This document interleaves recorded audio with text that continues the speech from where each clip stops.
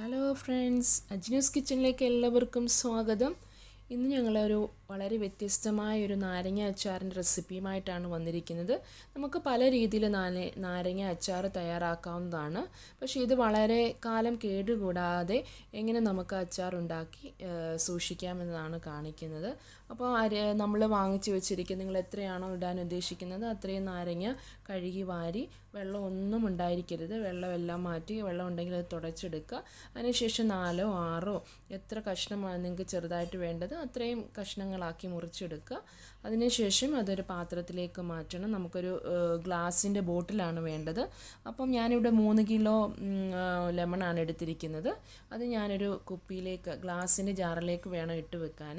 അപ്പോൾ അതെല്ലാം ഇട്ട് വെച്ചിട്ട് ഏകദേശം ഒരു 8 സ്പൂൺ ഉപ്പും കൂടെ ഞാൻ ഇതിലേക്ക് ചേർത്ത് കൊടുത്തിട്ട് ഇതൊരു 20 ദിവസം കഴിഞ്ഞിട്ട് നമ്മൾ അച്ചാർ ഇടത്തുള്ളൂ. അപ്പോൾ എല്ലാ ദിവസവും നമ്മൾ എടുത്ത് ഇതൊന്ന് കുലുക്കി കൊടുക്കണം. അപ്പോൾ 20 25 ദിവസം കഴിഞ്ഞിട്ട് നിങ്ങൾക്കിത് അച്ചാർ എടുക്കാമെന്നാണ്. അപ്പോൾ ഇത് കണ്ടില്ലേ, എല്ലായിടത്തും ഉപ്പ് നല്ലതായിട്ട് എത്തത്തക്ക രീതിയിൽ ഒന്ന് കുലുക്കി കൊടുക്കുക.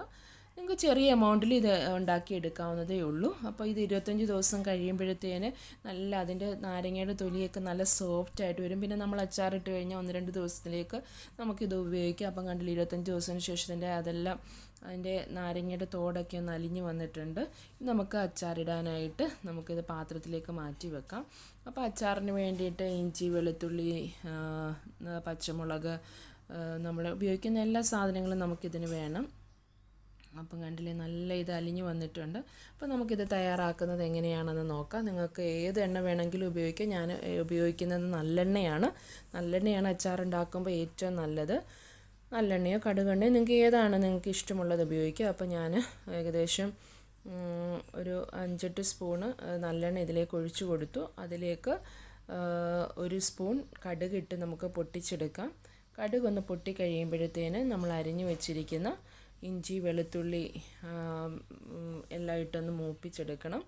അപ്പോൾ ഞാനിതിലേക്ക് ഇഞ്ചി ഇട്ട് കൊടുക്കുകയാണ്. വീണ്ടും നമ്മളതൊന്നും ചെറിയൊരു മൂപ്പായി വരുമ്പോഴത്തേന് നമുക്ക് നമ്മൾ എടുത്ത് അരിഞ്ഞു വെച്ചിരിക്കുന്ന വെളുത്തുള്ളി ഇട്ട് കൊടുക്കാം. അതും ചെറുതായി ഒന്ന് വഴണ്ട് കഴിയുമ്പോൾ നമ്മൾ അരിഞ്ഞു വെച്ചിരിക്കുന്ന പച്ചമുളക് നിങ്ങളുടെ എരിക്ക് ആവശ്യത്തിന് ഇടാവുന്നതാണ്. ഞാനൊരു 10 പച്ചമുളകോളം എടുത്തിട്ടുണ്ട്. കാരണം എനിക്കൊരു 3 കിലോയോളം നാരങ്ങയുണ്ട്. അപ്പം ആ പച്ചമുളകും കൂടെ ഇതിനകത്തേക്ക് ഇട്ട് കൊടുക്കുക. നിങ്ങൾക്ക് ഇഷ്ടമുള്ള സൈസിൽ അരിഞ്ഞെടുക്കാവുന്നതാണ്.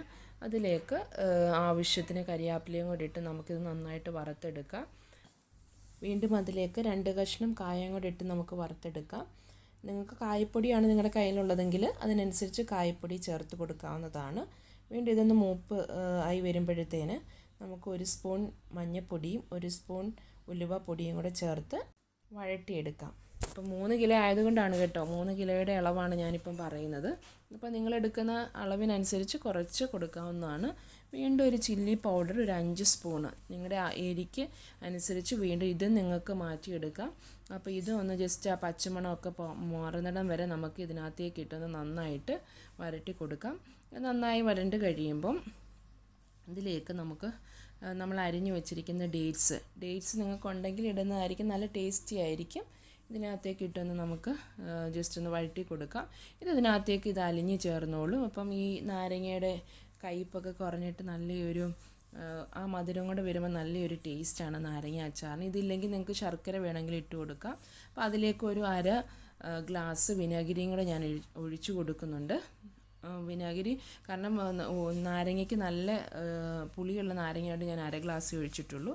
അതിലേക്ക് ഒരു 2 ഗ്ലാസ് തിളച്ച വെള്ളം കൂടെ ഒഴിച്ച് നമുക്കിതൊന്ന് വറ്റിച്ചെടുക്കാം. അപ്പോൾ ഇത് നന്നായിട്ടൊന്ന് തിളച്ച് വരുമ്പോഴത്തേന് നമ്മളെടുത്ത് മാറ്റി വെച്ചിരിക്കുന്ന നാരങ്ങയും കൂടി ഇതിനകത്ത് ഇട്ട് നമുക്ക് ഒന്ന് ചൂടാക്കി എടുക്കണം. അപ്പം കണ്ടില്ലേ, നിങ്ങൾക്ക് ആവശ്യത്തിനനുസരിച്ച് നിങ്ങൾക്ക് കൂടുതൽ ചാറ് വേണമെന്നുണ്ടെങ്കിൽ കൂടുതൽ വെള്ളം ഒഴിച്ച് കൊടുക്കാം. അപ്പോൾ ഇത് ഞാൻ ഇട്ടിരിക്കുന്ന കറക്റ്റ് വെള്ളമായിരുന്നു ഞാൻ എടുത്തിരിക്കുന്ന നാരങ്ങയ്ക്ക്. അപ്പോൾ നാരങ്ങയും കൂടി ഇട്ട് ജസ്റ്റ് ചെറുതായിട്ട് നമുക്ക് ഇളക്കിയെടുത്ത് നമുക്ക് തീ ഓഫ് ചെയ്തിട്ട് നമുക്കിത് മാറ്റി വെക്കണം.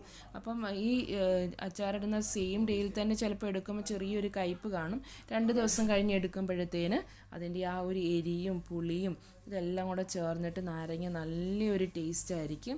നല്ല ഒരു അടിപൊളി ടേസ്റ്റി ആയിട്ടുള്ള അച്ചാർ റെഡി ആയിട്ടുണ്ട്. അപ്പം ഞാൻ ടേസ്റ്റ് നോക്കുമ്പോൾ കുറച്ച് ഉപ്പ് കുറവുണ്ടായിരുന്നു.